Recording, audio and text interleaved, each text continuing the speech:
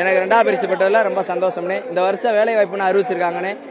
எல்லாத்துக்குமே வேலை வாய்ப்பு 3 ஊர்லேயும் பிடிச்ச சக நண்பர்களுக்கும் வேலை வாய்ப்பு கொடுத்தா இன்னும் கொஞ்சம் பெருமையா இருக்கும்ண்ணே.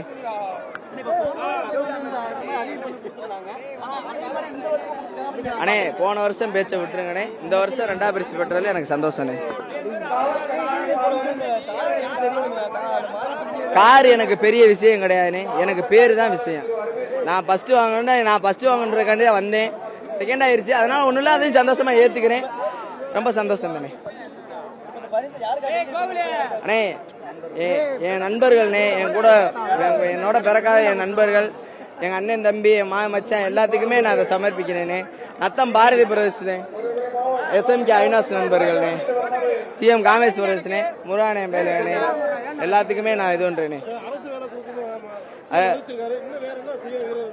அண்ணே எங்களுக்கு இன்சூரன்ஸ் போட்டு கொடுக்கணும்னே. இன்னைக்கு கூட காயம் பட்டிருக்குண்ணே.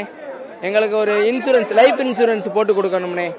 தயவு கூறி நான் CM சார்கிட்ட கேட்டுக்கிற ஒரே விஷயம், எங்களுக்கு உதயநிதி சார்கிட்ட கேட்டுக்க, துணை முதலமைச்சர்கிட்ட கேட்குற ஒரே விஷயம், எங்களுக்கு ஒரு வேலை வாய்ப்பு நீங்கள் அறிவிக்க நாங்கள் இவ்வளோ வருஷம் போராடி ஒரு வேலை வாய்ப்பு அறிவிச்சிட்டீங்க.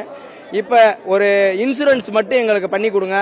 என்னைய போன்ற சக நண்பர்களுக்கு கண்ணு போய் காலு போய் நிறையா பசங்க இருக்காங்க. அவங்களுக்கு ஒரு இன்சூரன்ஸ் வந்துச்சுன்னா அவங்க அதை வச்சு ஒரு காப்பீடு வாங்கி கூட அவங்க இது பண்ணிக்கிடுவாங்கண்ணே. எல்லாருமே ஏழை எளிதானே. நாங்கள் அந்த காரை வாங்கி ஒன்றும் பெருசாக இது பண்ண போகிறது இல்லைண்ணே.